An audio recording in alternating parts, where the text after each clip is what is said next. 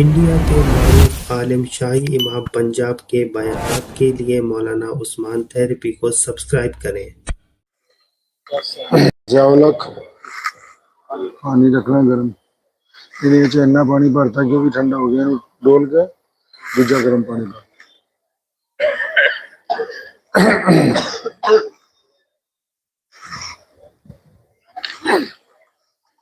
بسم اللہ الرحمن الرحیم۔ شروع اللہ کے نام سے جو بڑا مہربان اور نہایت ہی رحم کرنے والا ہے۔ تمام بھائی درود پاک پڑھیے بھائی۔ اللهم صل على سيدنا وشفيعنا وحبيبنا مولانا محمد وبارك وسلم۔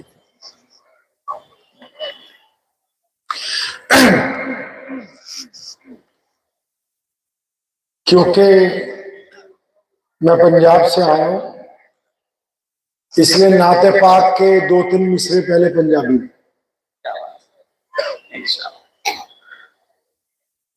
پیارے نبی علیہ السلام کی بارگاہ اقدس میں نذرانہ عقیدت پیش کرتے ہوئے ایک پنجابی شاعر نے یہ کہا ہے کہ جتھے میرے حضور دے قدم لگے صلی اللہ علیہ وسلم، زور سے صلی اللہ علیہ وسلم، صلی اللہ علیہ وسلم، کہ جتھے میرے حضور دے قدم لگے اس تھاں ورگی کوئی تھاں نہیں ہو۔ کہتے ہیں کہ جہاں نبی علیہ السلام کے نالین مبارک بھی لگ گئے، قدم مبارک بھی لگ گئے، تو ویسی اب زمین کوئی دوسری نہیں ہے۔ کہ جتھے میرے حضور دے قدم لگے اس تھاں ورگی کوئی تھاں نہیں ہو، تے جس دیاں قسماں عرش کے رب کھاتے۔ کہتے ہیں جن کے نام کی قسم اللہ کھاتے ہیں، کبھی طٰہٰ کہتے ہیں، کبھی یاسین کہتے ہیں، کبھی مدثر کہتے ہیں، کہ جس دے نا دیا قسماں عرش تے رب کھاوے اس نا ورگا کوئی نا نہیں ہو، تے جیڑی میرے حضور دا منہ چومے۔ اب یہاں وہ ایک عورت کا ذکر کرتا ہے جو پیارے نبی علیہ السلام کے چہرے کو بوسے دیتی ہے، کبھی آنکھیں چومتی ہے، کبھی رخسار چومتی ہے، کبھی نبی علیہ السلام کے ہونٹوں کو چومتی ہے، اس کا ذکر بھی کر دیا۔ کہتے ہیں کہ جتھے میرے حضور دے قدم لگے اس تھاں ورگی کوئی تھاں نہیں ہو، تے جس دیا قسماں عرش تے رب کھاوے اس نا ورگا کوئی نا نہیں ہو، تے جیڑی میرے حضور دا منہ چومے اس ماں ورگی کوئی ماں نہیں ہو۔ چلو چلیے جالیاں ہیٹ بھئیے وہ دی چھاں ورگی کوئی چھاں۔ کہو لاکھوں سلام صلی اللہ علیہ وسلم، صلی اللہ۔ علیہ وسلم۔ ابھی بھی آپ لوگوں کی آواز کم ہے۔ ہم لوگ کہیں جاتے ہیں تو تقریر نہیں کرتے، ہم باتیں کرنے جاتے ہیں۔ آپ کو شروع میں بتا دیں ہم تقریر کرنے نہیں جاتے، کیا کرنے جاتے ہیں؟ باتیں۔ تو آپ بھی بولتے رہیں گے تو ہم بھی بولتے رہیں گے، آپ چپ ہو جائیں گے پھر ہم بھی چپ ہو جائیں گے۔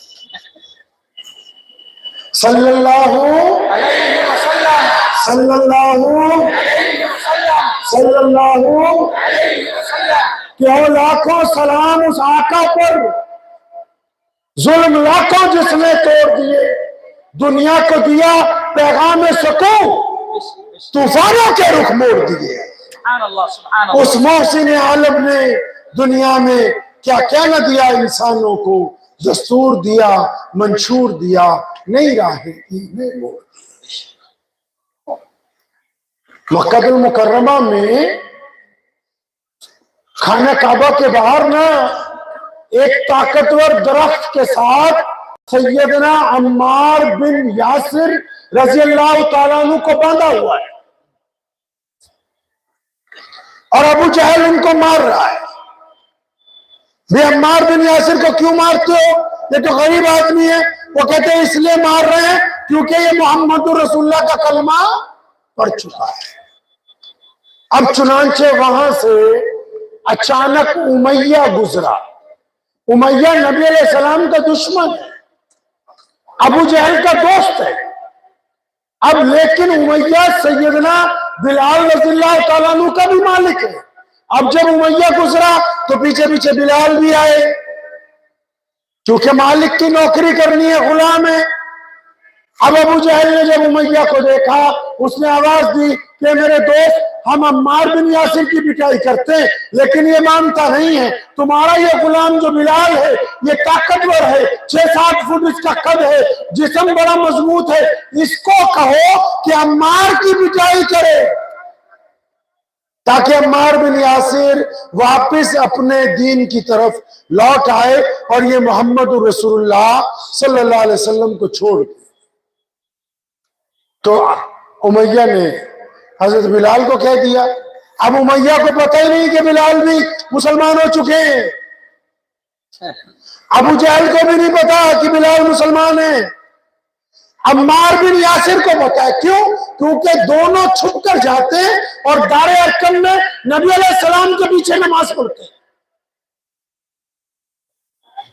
اب عمار بن یاسر رضی اللہ تعالیٰ عنہ نے جب دیکھا کہ ابو جہل اور امیہ بلال کو کہتے ہیں کہ عمار کو مارو، تو انہوں نے آنکھوں میں اشارہ کیا سیدنا بلال رضی اللہ تعالیٰ عنہ کو.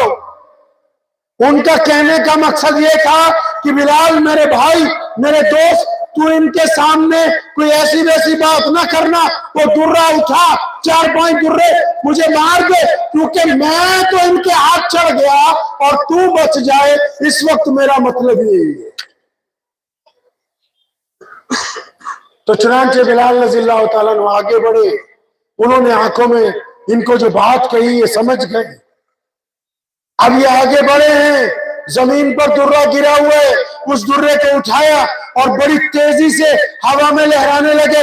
عمار بن یاسر یہ سمجھ رہے ہیں کہ اس کو بات سمجھ آ گئی، یہ میرے 2-4 درے مارے گا. ابو جہل بھی خوش ہے اور امیہ بھی خوش ہے. اب بلال ایک قدم وہ حضرت عمار بن یاسر کی طرف بڑھے اور درہ پوری طاقت سے گھمایا. اچانک بجلی کی طرح پلٹے اور وہ درہ ابو جہل کے منہ پر مارا. اور میں تو کیا سمجھتا ہے کہ عمار اکیلے؟ میں بلال بھی تو محمد رسول اللہ کا غلام. فرمایا میں بھی تو محمد رسول اللہ کا غلام.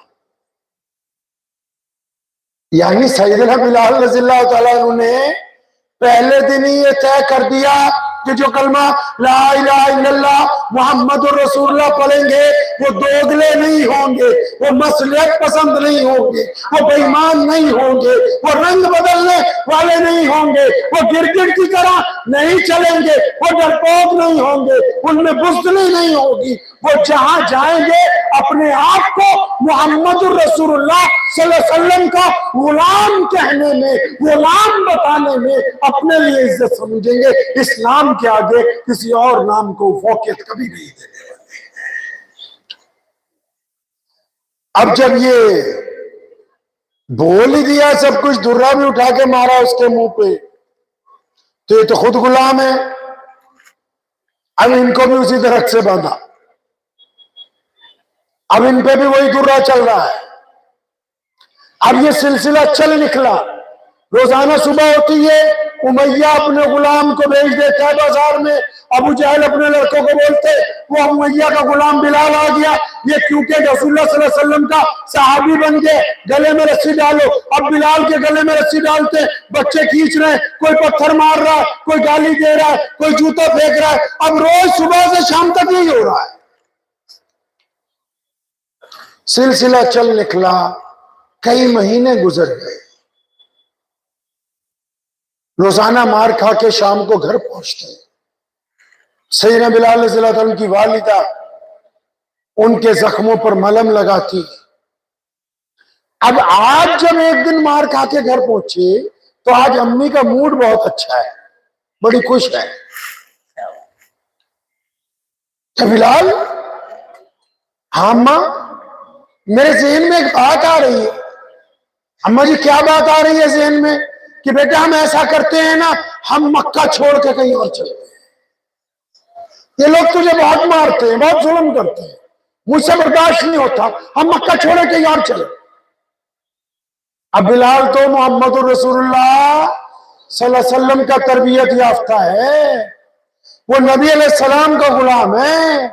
جب ماں نے یہ کہا نا تو بڑی محبت سے اماں کو دونوں کندھوں سے پکڑا. جس طرح بعض اوقات کوئی بچہ اپنی ماں کے بازو پکڑتا ہے ایسے پکڑے اور کہا اماں ایک بات تو سچ سچ بتا اپنے بیٹے کو. پوچھو بیٹا کیا پوچھنا چاہتے ہو؟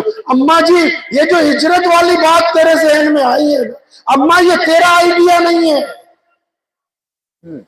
یہ مشورہ تیرا نہیں ہو سکتا, کیونکہ ہجرت کے لیے پہلے تو سامان چاہیے, سواری چاہیے, پتہ ہونا چاہیے جانا کہاں ہے, کوئی رہبر ہونا چاہیے, کوئی دولت گھر میں ہونی چاہیے. اماں ہم تو کچھ بھی نہیں ہے, یہ گھر ٹوٹا پھوٹا سا ہے, کھجور کی چھت ہے, کھجور کی دیواریں, ہم تو غلام ہیں, تو بھی غلام ہے, میں بھی غلام ہوں, میرے والد اور بھائی بھی غلام ہیں. اماں یہ مشورہ کس نے دیا تجھ کو؟ اماں مسکرا رہی ہے کہ اماں سچی بتا. اماں نے کیا کہا؟ ماں کہنے لگی بلال آج وہ جو مکے کا بادشاہ ہے نا, اماں ابو جہل کی بات کرتی ہو؟ ہاں بالکل ابو جہل کی بات کرتی ہو. اماں کہتی ہے بلال وہ ابو جہل آج ہمارے گھر کے دروازے پر آیا تھا. بلال حیران, اماں ابو جہل آیا تھا جو یہ کہتا ہے کہ کالے لوگ انسان نہیں ہوتے, جو یہ کہتا ہے کہ اگر کالے کی پرچھائی میرے کپڑوں پر پڑ جائے تو کپڑے ناپاک ہو گئے, جو یہ کہتا ہے کہ کالے بیت اللہ میں نہیں جا سکتے, جو یہ کہتا ہے کہ کالوں کا درجہ جانوروں کی طرح ہے, ان سے کولو چلواؤ, ان سے فصلیں اگواؤ, ان سے مال دولت اکٹھا کرواؤ, لیکن ان کو اپنے گھروں میں نہ گھسنے دو. اماں وہ ابو جہل ہمارے گھر پہ؟ اماں کہنے لگی ہاں بیٹا صرف ابو جہل بھی نہیں آیا تھا, اس کے ساتھ تو ابو لہب بھی تھا, عتبہ بھی تھا, ولید بھی تھا, عبداللہ بن جدان بھی تھا, اور تو اور تیرا مالک امیہ بھی آیا تھا. اچھا اماں یہ بڑے بڑے لوگ, یہ بڑے بڑے اپنے دور کے بادشاہ یہ سارے ہمارے گھر آئے؟ اچھا اماں کیا کہتے تھے؟ آ کے تجھے دھمکی دے رہے تھے, ڈرا رہے تھے؟ اماں کہتی نہیں نہیں آج ان میں سے کسی نے دھمکی نہیں دی. اچھا اماں دھمکی بھی نہیں دی تو کیا کرنے آئے تھے یہ؟ اماں کہتی ہیں سیدنا بلال رضی اللہ تعالیٰ عنہ کی بیٹا یہ سب لوگ آئے اور انہوں نے آ کے مجھ سے ریکویسٹ کی ہے, میری منت کی ہے, مجھ سے گزارش کی ہے کہ تیرا بیٹا بلال صبح فجر پڑھ کے نکلتا ہے, گلیوں میں احدن احدن کے نعرے لگاتا ہے, لبیک یا رسول اللہ صلی اللہ علیہ وسلم کے نعرے لگاتا ہے, یہ گلی کوچوں کے اندر جاتا ہے اور زور زور سے کہتا ہے محمد الرسول اللہ زندہ باد, یہ زور زور سے کہتا ہے احدن احدن, ہم نے اس کو مارا ہے, ہم نے اس کو پیٹا ہے, ہم نے اس کی چھاتی پر پتھر رکھے, ہم نے اس کو انگاروں کے اوپر لٹایا ہے, ہم اس کے گلے میں رسی ڈال کر کھینچتے رہے ہیں. سارے مکے والے تنگ آ گئے, بلال چپ نہیں ہوتا, تجھے تیرے رب کا واسطہ ہے اس کو لے کے یہاں سے چلی جا, ہم تو اس سے تنگ آ گئے. سنو بلال رضی اللہ تعالیٰ عنہ کے نے اپنی اماں کو کیا کہا, امی کو پکڑا تو وہی تھا بازوؤں سے, تو جھوم پڑے, کہنے لگا اماں جی اللہ اکبر, تم سمجھتی ہو ان سب کا اس غریب کی چوکھٹ پہ آنے کا مطلب یہ ہے کہ ان سب نے محمد الرسول اللہ کے دین کی طاقت کو تسلیم کر لیا. ابو بصیر ایک نوجوان ہے رضی اللہ تعالیٰ عنہ, ایک بار کپڑے پہنتا ہے تو 200 درہم کے, بڑے بیپاری کا پتر ہے, باپ مر گیا, چچا سارا کاروبار دیکھتے, بہترین سواری پہ بیٹھتے, اتنا بہترین عطر لگاتے کہ اس گلی سے گزر جائے تو شام تک لوگوں کو پتا ہوتا ہے کہ ابو بصیر ادھر سے گزرا. یہ خوبصورت نوجوان اچانک ایک دن نبی علیہ السلام کے سامنے آ گیا, اچانک. اب اس پیاری صورت کو دیکھ کے جن جن نے دیکھا وہ تو دل ہار ہی گئے. اب نبی علیہ السلام کی زیارت ہوئی تو حضور صلی اللہ علیہ وسلم کے ہاتھ پکڑ لیے, یا رسول اللہ میں تو آپ پر ایمان لاتا ہوں, میں تو آپ کی پیاری صورت دیکھ کے یہ کہتا ہوں کہ آپ اللہ کے سچے نبی. وہ گھر جا کے کسی نے چچا کو بتا دیا تو ابو بصیر جو ہے تمہارا بھتیجا وہ محمد رسول اللہ کا غلام بن گیا. اب جب یہ گھر پہنچے ہیں چچا نے اپنے آفس میں بلا لیا، ابو بصیر سنا کہ تم نے ہمارے باپ دادا کا دین چھوڑ دیا؟ کہ چچا صحیح سنا آپ نے۔ چچا کو غصہ آیا، کیوں؟